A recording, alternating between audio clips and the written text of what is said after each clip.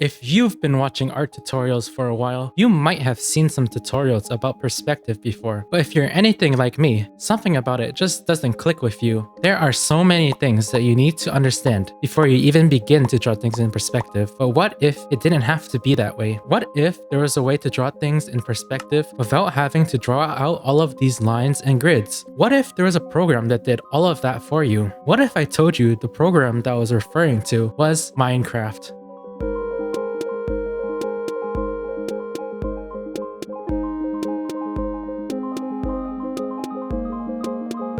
With that out of the way, let's begin with some basics. What is perspective? Well, in the case of art, perspective is the method to make our two-dimensional images appear three-dimensional. 1, 2, and 3-point perspective are just simplified ways that we have developed to help us with that. The main purpose of perspective is to show to our audience that the things that we draw have depth, distance, size, and form. The entirety of Minecraft is built entirely on the principles of perspective. Everything that's displayed to your screen is flat, but is designed in a way to appear three-dimensional. Take for example these blocks. The further away the blocks are, the smaller they appear. This continues until they become too far away to appear on our screen. This point is also known as the vanishing point. The horizon is where the ground and sky meet. You can have a high horizon or a low horizon, depending on where you're looking at. The eye level is where you see from. It's much easier to see from this perspective. The thing I like about Minecraft is that we can walk around the blocks that we place and see how the perspective shifts as we move around. Something interesting about perspective is that you can even have multiple perspectives in one image. This image, for example, has a block in 3-point perspective and another on top in 2-point perspective. We can take this a step further and create even more complicated shapes and view them from any perspective that we wish. Using Minecraft allows us to view these shapes from perspectives we normally wouldn't be able to see. Here, we can see a bird's eye view of our blocks, or even a worm's eye view of our blocks.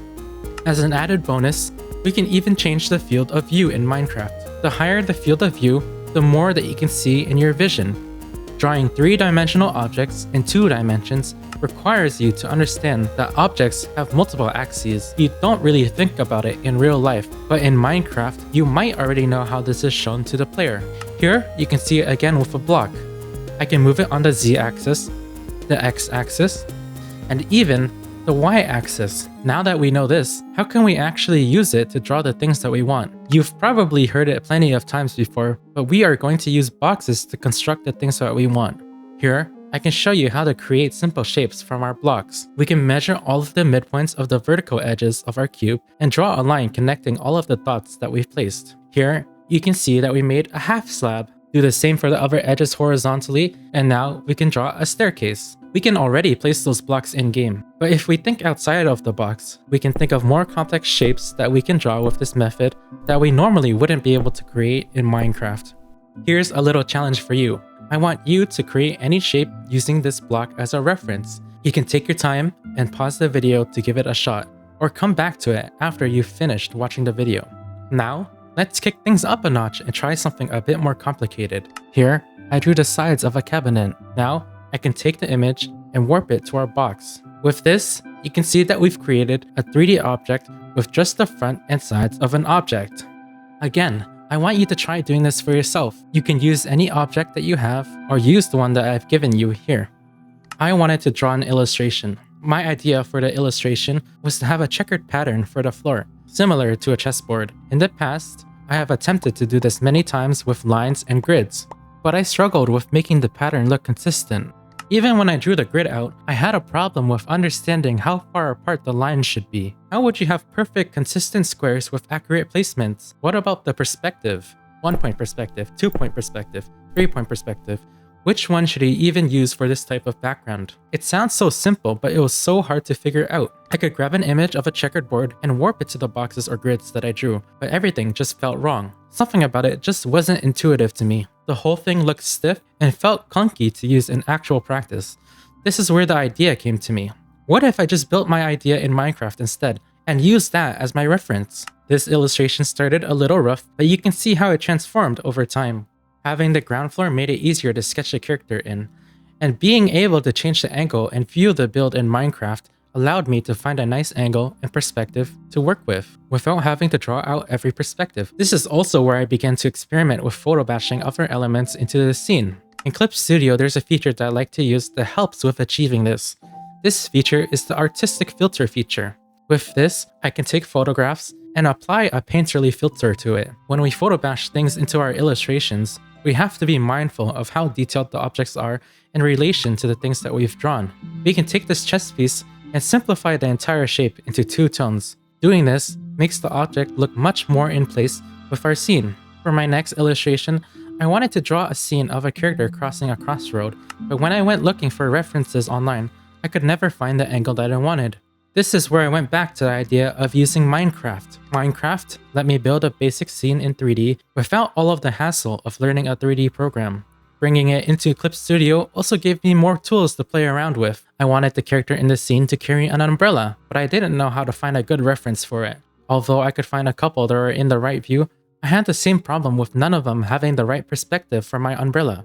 Again, I could draw out the perspective grids and boxes for the umbrella, but it brings you to the same issues. Things look off if they aren't in the same perspective, and how can you even be sure that the shape of the umbrella is correct without doing a bunch of measurements? That's where the Clip Studio Asset Store came in handy. I never really used it much before for 3D models, but there are so many things that you can download and insert into your illustrations. Here, you can see how much of a difference there is between the sketch that I had in mind and the fully rendered piece that I created.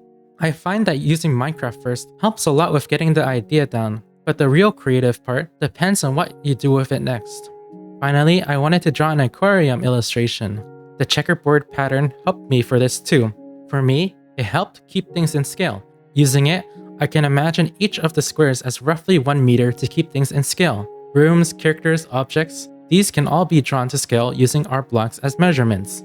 Knowing this, I drew my character roughly 1.5 blocks tall to make sure that they are in scale with my background. Is Minecraft perfect at displaying perspective as we would see it in real life? No, far from it. But is it close enough for us to use for these simple use cases? Yes, I would say so. Even if we take references with a camera, we are still unable to perfectly replicate the way that we see in real life. Either way, I hope you learned something new today. If not from the visualizations from Minecraft, then at least from the ways to creatively use other mediums for your own art. I know that this is not your usual type of art video that you would see, but I honestly wanted to share it anyway because it helped me a lot with understanding perspective. A lot of other examples online didn't make sense to me, and I could never intuitively visualize or see the things that I was drawing. But when I built the scenes in Minecraft, I had a much easier time visualizing distance, size, depth, and form.